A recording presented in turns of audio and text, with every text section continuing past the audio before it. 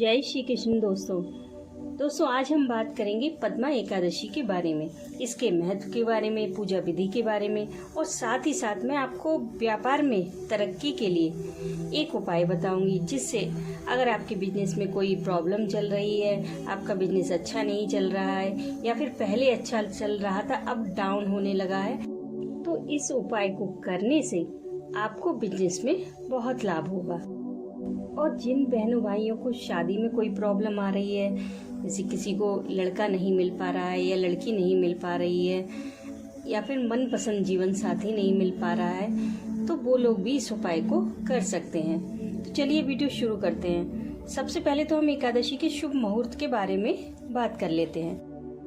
एकादशी तिथि शुरू हो रही है 6 सितंबर दिन मंगलवार सुबह 5:55 से और एकादशी तिथि का समापन होगा 7 सितंबर दिन बुधवार सुबह 3:05 पर और पारण का समय रहेगा 7 सितंबर दिन बुधवार 8:19 से 8:53 तक। तो दोस्तों पारण की अवधि में आप अपने व्रत का पारण अवश्य कर लिया करिए, क्योंकि यही समय होता है पारण के लिए श्रेष्ठ। और पारण से पहले व्रत का दान अवश्य निकालें और दान हमेशा जरूरतमंद को दिया जाता है। दोस्तों पद्मा एकादशी के महत्व और पूजा विधि को जानने से पहले उस उपाय के बारे में जान लेते हैं। इस उपाय को आपको एकादशी के दिन नहीं करना है, इस उपाय को द्वादशी के दिन करना है, जब आप अपने व्रत का पारण करने वाले हों उससे ठीक पहले। यानी कि इस उपाय को आप द्वादशी के दिन सुबह 8:15 बजे से पहले कर लें। आप सबसे पहले द्वादशी वाले दिन ब्रह्म मुहूर्त पे उठें, स्नान आदि से निपट कर अपनी पूजा को कंप्लीट करें। उसके बाद 21 दूर्वा लेकर एक धागे से बांध लें, कलावे से बांध लें। आप 21 दूर्वा की एक गांठ बना लें। उसके बाद भगवान विष्णु और भगवान गणेश के सामने एक कटोरी में गंगा जल रख लीजिए और उस गंगा जल में वो 21 दूर्वा वाली जो गांठ आपने बनाई है वो गांठ उसमें डाल दीजिए और एक कटोरी में थोड़ी हल्दी ले लीजिए। लगभग 1 चम्मच हल्दी आप ले लीजिए, वो हल्दी आप अपने पास रख लीजिए। उसके बाद आप एक चुटकी हल्दी को उठाइए और इस मंत्र को बोलिए, नमो नमस्ते गोविंद बुद्ध श्रवण संज्ञका अघोघ संचयम कृत्वा सर्व सौख्य प्रदो भव भुक्ति मुक्ति प्रदश्चैव लोकानाम सुखदायकः। इस मंत्र को बोलने के बाद जो चुटकी में आपने हल्दी उठाई है वो उस गंगा जल में छोड़ दीजिए। इसी तरह से आप 108 बार पाठ करें। उसके बाद अब यह जो हल्दी मिला हुआ पानी है यह पूरी तरह से अभिमंत्रित हो चुका है। अब आप इस हल्दी मिले हुए पानी को उस दूर्वा से अपनी दुकान पर, अपने ऑफिस पर, अपने घर पर या फिर आप जहाँ से भी बिजनेस कर रहे हैं वहाँ पर छिड़क दीजिए। ऐसा करने से उस जगह की निगेटिविटी पूरी तरह से खत्म हो जाएगी और बहुत सारी पॉजिटिविटी आएगी। धीरे धीरे जो आपका काम हल्का पड़ गया था वह भी रफ्तार पकड़ लेगा, उसमें भी तेजी आएगी। धीरे धीरे आपका बिजनेस बहुत अच्छी पोजीशन में आ जाएगा। तो दोस्तों इस उपाय को आप अवश्य करिए। एकादशी के दूसरे दिन द्वादशी भी पड़ रही है और बुधवार भी पड़ रहा है और तो और श्रवण नक्षत्र भी है। ऐसा योग बहुत कम देखने को मिलता है या फिर कभी कभी देखने को मिलता है, इसलिए इस मौके को हाथ से न जाने दें। और हाँ, अगर आपकी कोई और काम ना हो तब भी आप इस उपाय को कर सकते हैं।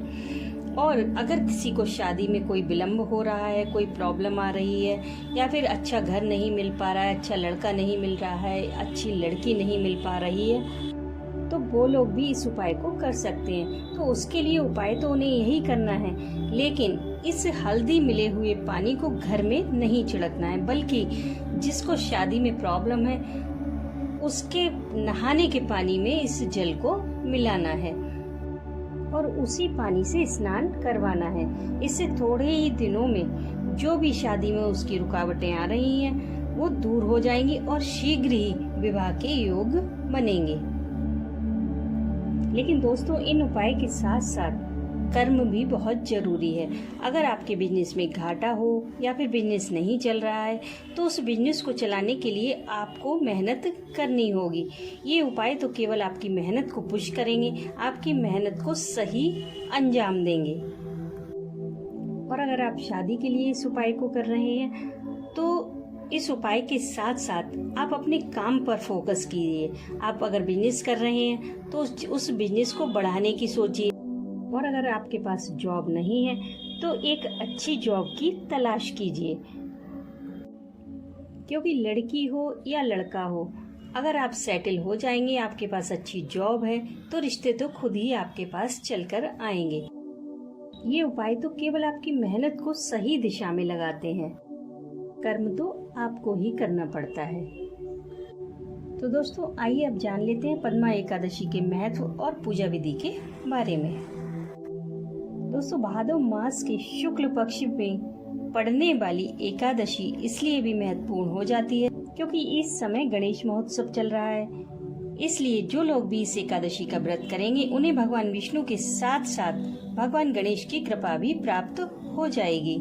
भगवान विष्णु आषाढ़ मास की शुक्ल पक्ष की देवशयनी एकादशी पर शयन के लिए चले जाते हैं और इस भाद्रपद मास की शुक्ल पक्ष की पद्मा एकादशी पर करवट बदलते हैं। इसलिए इसे परिवर्तनी एकादशी या फिर करवटनी एकादशी भी कहा जाता है। कहा जाता है कि करवट बदलते समय हम सभी को जागृत अवस्था में रहना चाहिए, यानी कि भगवान का पूजन और भजन अधिक से अधिक मात्रा में करना चाहिए। दोस्तों, एकादशी पर दशमी तिथि की शाम से ही हमें प्याज लहसुन का त्याग कर देना चाहिए। एकादशी वाले दिन सुबह सवेरे ब्रह्म मुहूर्त में उठें और सबसे पहले सूर्य देव को जल अर्पित करें। उसके बाद भगवान विष्णु को पंचामृत से स्नान कराएं। फिर सर्वप्रथम भगवान गणेश का पूजन करें। उसके बाद भगवान विष्णु और माँ लक्ष्मी जी का पूजन करें। दोनों का कुमकुम चंदन से पूजन करें, फूल अर्पित करें। भगवान विष्णु को पीले फूल प्रिय हैं और भगवान गणेश को लाल फूल, अगर हो सके तो यही फूल चढ़ाएं। विष्णु भगवान को तुलसी अर्पित करें और भगवान गणेश को दूर्वा जरूर समर्पित करें। उसके बाद आप चाहे 5 बार करें, किसी भी गणेश मंत्र का जाप करें। ओम गणेशाय नमः का जाप कर सकते हैं या फिर ओम गंग गणपते नमः। आप इसका 5 बार या 11 बार जाप अवश्य करें। उसके बाद आप ओम नमो भगवते वासुदेवाय का एक माला जाप करें। माला तुलसी की होनी चाहिए। अगर आप इस दिन विष्णु सहस्त्र नाम का पाठ कर सकते हैं तो अवश्य करें, आपको इससे बहुत लाभ होगा। पूजा के बाद आप पद्मा एकादशी की कथा अवश्य पढ़ें। अगर पढ़ नहीं सकते तो सुन लें, लेकिन कथा अवश्य पढ़ें, क्योंकि कथा से दोस्तों क्या होता है कि जितनी देर कथा चलती है उतनी देर हमारे कान भगवान की सेवा में लगे होते हैं। अगर हम श्रवण कर रहे हैं तो कान भगवान की सेवा में लगे हैं, क्योंकि वो सुन रहे हैं कथा को।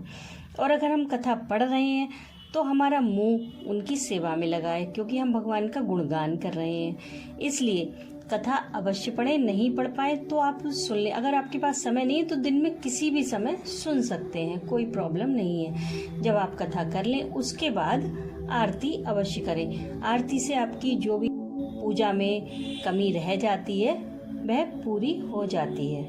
तो दोस्तों, आप आरती अवश्य करें। सर्वप्रथम भगवान गणेश की आरती करें, उसके बाद भगवान विष्णु और माँ लक्ष्मी जी की एक साथ आरती करें। और व्रत का जब आप पारण करें उससे पहले व्रत का दान अवश्य निकाल दें। और दान हमेशा जरूरतमंद को दें, ताकि आपका दान सही हाथों में पहुंचे, उसका आपको पुण्य मिले। अगर आप किसी संपन्न को दान करते हैं, सपोज करो कि अगर आपने किसी के घर में खाने की कमी नहीं है, तब आप उसको एक थाली भोजन बनाकर दे आते हैं, तो उससे आपको कोई फायदा नहीं मिलने वाला है। अगर आप किसी ऐसे भूखे को खाना खिलाएंगे जो देखते ही उस खाने को खा ले, तो आपको उस दान से फायदा मिलेगा। इसलिए हमेशा कोशिश करें कि दान उसी को दें जिसे जरूरत हो। तो दोस्तों पद्मा एकादशी की बहुत बहुत शुभकामनाओं के साथ मैं मिलती हूँ आपसे नेक्स्ट वीडियो में। तब तक के लिए राधे राधे।